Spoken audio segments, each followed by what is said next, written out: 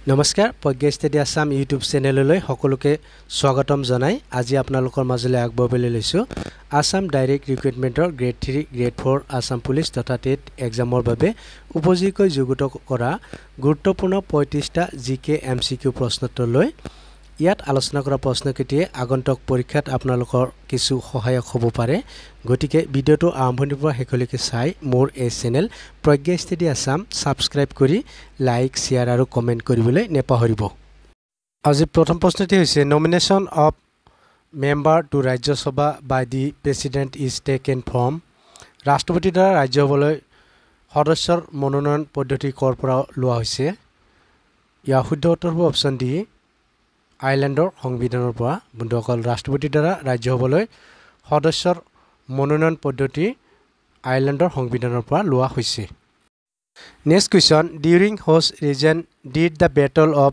Alaboi take place কাৰ ৰাজত্বকালত আলাবৈ ৰণ হৈছিল অপচনসমূহৰ ভিতৰত ইয়াৰ শুদ্ধ উত্তৰ হ'ব অপচন বি চক্ৰধ্বজ সিংহ বন্ধুসকল চক্ৰধ্বজ সিংহৰ ৰাজত্বকালত আলাবৈ ৰণ সংঘটিত হৈছিল Next question, which is the only active volcanic eruption in India?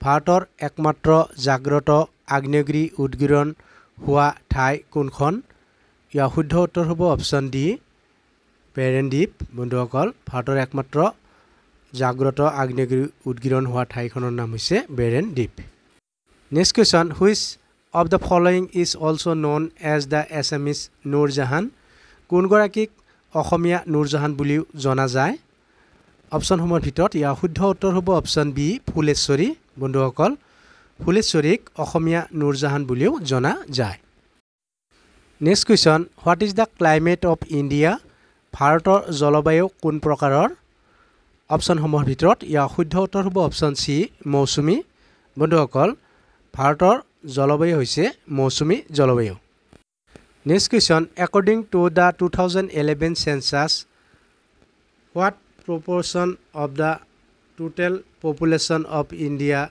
lives in Assam?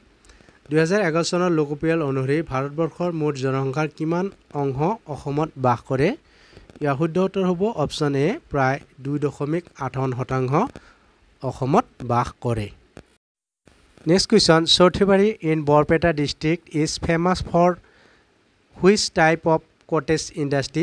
Barpeta জিলাৰ সৰ্থেবাৰী কোনবিধ কুটিৰ শিল্পৰ বাবে বিখ্যাত অপচনসমূহৰ ভিতৰত ইয়াৰ শুদ্ধ উত্তৰ হ'ব অপচন চি কাঁহৰ বাচন বৰ্তন নিৰ্মাণৰ বাবে বৰপেটাৰ সৰ্থেবাৰী বিখ্যাত নেক্সট কোৱেশ্চন গান্ধীজীৰ আগতে ভাৰতীয় মুদ্ৰা নোটত কাৰ ছবি আছিল অপচনসমূহৰ ভিতৰত ইয়াৰ শুদ্ধ উত্তৰ হ'ব অপচন ডি অশোক স্তম্ভ বন্ধুসকল মহাত্মা গান্ধীৰ আগতে ভাৰতীয় মুদ্ৰা নোটত অশোক স্তম্ভৰ ছবি আছিল next question which year was the Assam rural development bank established Asom Gramin Vikash bank কোন চনত স্থাপন হৈছিল অপচনসমূহৰ ভিতৰত ইয়াৰ শুদ্ধ উত্তৰ হ'ব অপচন বি 2006 চনত বন্ধুসকল অসম গ্ৰামীণ বিকাশ বেংকৰ স্থাপন হৈছিল 2006 চনত নেক্সট কোৱেশ্চন অসমৰ কোনখন জিলাত বনাঞ্চলৰ ঘনত্ব সৰ্বাধিক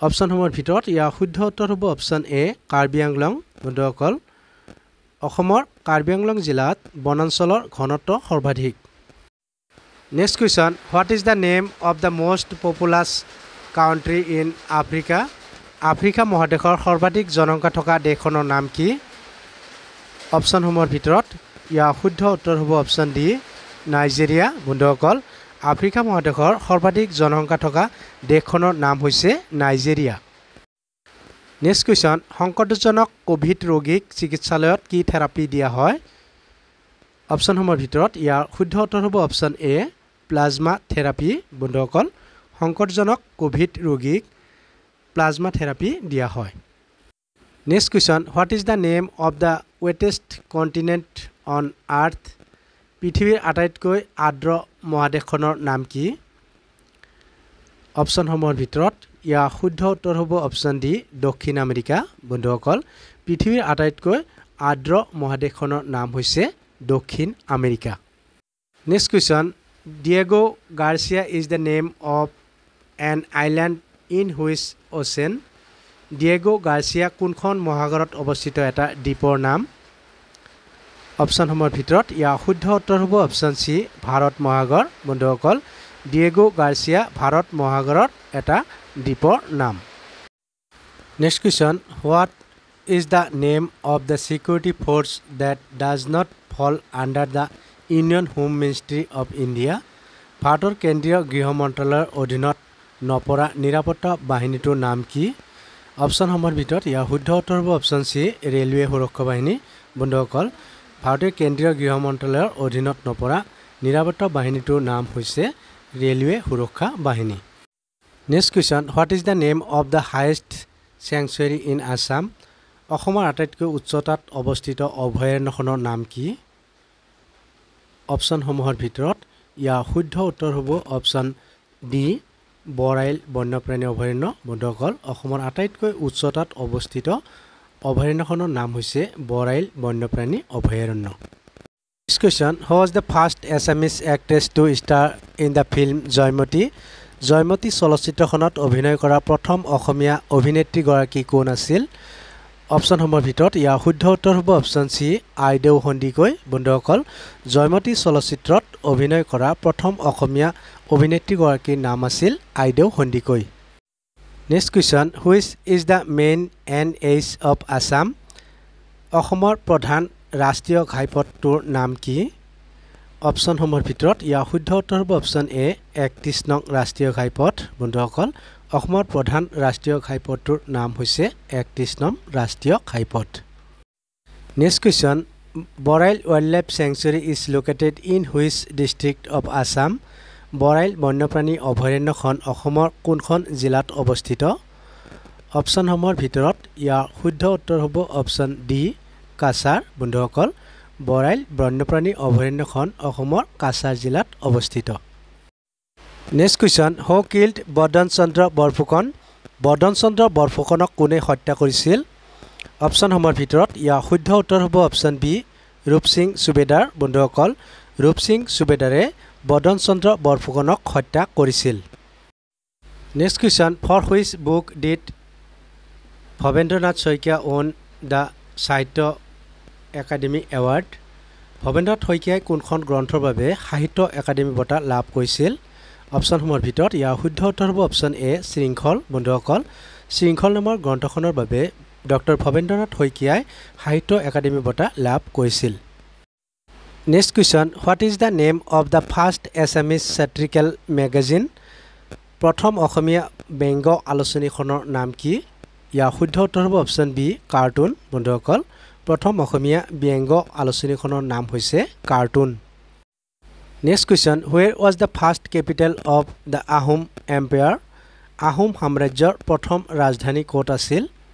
অপশ্যনসমূহৰ ভিতৰত ইয়াৰ শুদ্ধ উত্তৰ হ'ব অপশ্যন ডি চৰাইদেউ। বন্ধুসকল, আহোমসকলৰ প্ৰথম ৰাজধানী আছিল চৰাইদেউ। চুকাফাই 1228 খ্ৰীষ্টাব্দত অসমত প্ৰৱেশ কৰিছিল আৰু প্ৰথমতে তেওঁ চৰাইদেউত ৰাজধানী পাতিছিল। Next question, the mysterious place called the Bermuda Triangle is located in which ocean? Bermuda Triangle নামৰ ৰহস্যময় ঠাইখন কোনখন মহাসাগৰত অৱস্থিত? অপশ্যনসমূহৰ ভিতৰত ইয়াৰ শুদ্ধ উত্তৰ হ'ব অপশ্যন চি আটলাণ্টিক মহাসাগৰ। বন্ধুসকল, বাৰ্মুডা ট্ৰিয়েংগল নামৰ ৰহস্যময় ঠাইখন আটলাণ্টিক মহাসাগৰত অৱস্থিত। Next question, which article of Indian constitution grants special status to the states of north east India? ভাৰতীয় সংবিধানৰ কোনটো অনুচ্ছেদে উত্তৰ পূব ভাৰতৰ ৰাজ্যসমূহক বিশেষ মৰ্যাদা প্ৰদান কৰে? অপশ্যনসমূহৰ ভিতৰত ইয়াৰ শুদ্ধ উত্তৰ হ'ব অপশ্যন চি আৰ্টিকল 371 অৰ্থাৎ 371 অনুচ্ছেদত উত্তৰ পূব ভাৰতৰ ৰাজ্যসমূহক বিশেষ মৰ্যাদা প্ৰদান কৰে। Next question, who is known as the empress of Goalpariya লোকগীত? গোৱালপৰীয়া লোকগীতৰ সম্ৰাজ্ঞী হিচাপে কাক জনা যায়? অপশ্যনসমূহৰ ভিতৰত ইয়াৰ শুদ্ধ উত্তৰ হ'ব অপশ্যন এ প্ৰতিমা বৰুৱা পাণ্ডে। বন্ধুসকল, গোৱালপৰীয়া লোকগীতৰ সম্ৰাজ্ঞী হিচাপে প্ৰতিমা বৰুৱা পাণ্ডেক জনা যায়। Next question, who was the first captain of the Indian one day international cricket team? ভাৰতীয় এদিনীয়া ক্ৰিকেট দলৰ প্ৰথম অধিনায়ক কোন আছিল?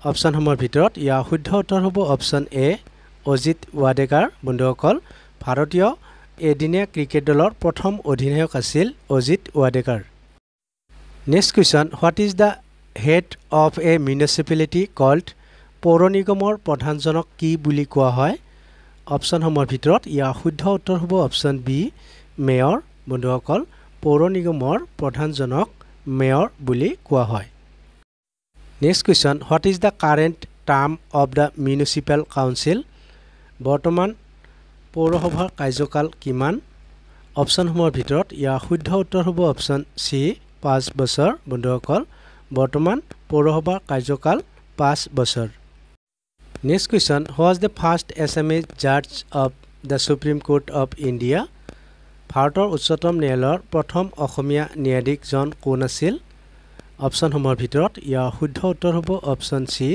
পাৰ্বতী কুমাৰ গোস্বামী বন্ধুসকল ভাৰতৰ উচ্চতম ন্যায়ালয়ৰ প্ৰথম অসমীয়া ন্যায়াধীশজন আছিল Parbati Kumar Goswami next question in which year was the autonomous system extended to the upland tribal areas of Assam কিমান চনত স্বায়ত্তশাসিত ব্যৱস্থা অসমৰ ভৈয়াম জনজাতি অঞ্চললৈ সম্প্ৰসাৰণ কৰা হৈছিল ইয়াৰ শুদ্ধ উত্তৰ হ'ব অপশ্যন ডি 2003 চনত next question in which year was the Ahom empire established কিমান চনত আহোম সাম্ৰাজ্য প্ৰতিষ্ঠা হৈছিল অপশ্যনসমূহৰ ভিতৰত ইয়াৰ শুদ্ধ উত্তৰ হ'ব অপশ্যন বি 1228 চনত বন্ধুসকল 1228 চনত চুকাফাই আহোম সাম্ৰাজ্য প্ৰতিষ্ঠা কৰিছিল next question Khargeswar Talukdar was martyred in which movement